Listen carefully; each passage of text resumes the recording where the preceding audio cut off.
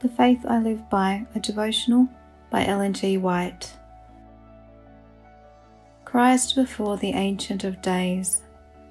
I saw in the night visions, and behold, one like the Son of Man came with the clouds of heaven, and came to the Ancient of Days, and they brought him near before him.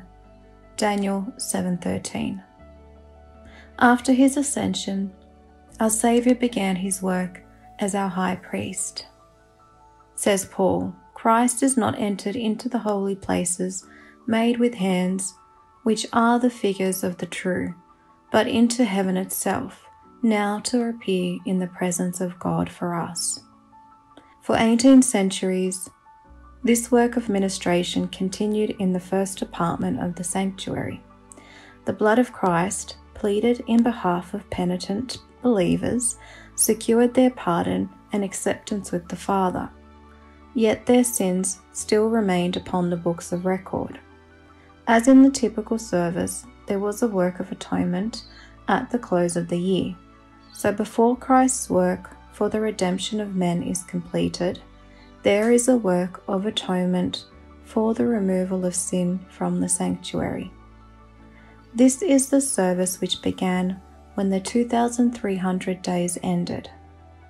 At that time, our high priest entered the most holy to perform the last division of his solemn work to cleanse the sanctuary. The coming of Christ as our high priest to the most holy place for the cleansing of the sanctuary brought to view in Daniel 8:14 the coming of the Son of Man to the Ancient of Days as presented in Daniel 7:13, and the coming of the Lord to his temple foretold by Malachi are descriptions of the same event, and this is also represented by the coming of the bridegroom to the marriage, described by Christ in the parable of the 10 virgins of Matthew 25.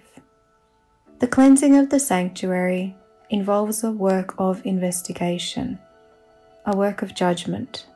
This work must be performed prior to the coming of Christ to redeem his people.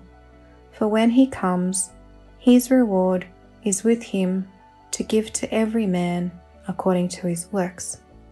In the day of final reckoning, position, rank, or wealth will not alter by a hair's breadth the case of anyone. By the all-seeing God, men will be judged by what they are in purity, in nobility, in love for Christ.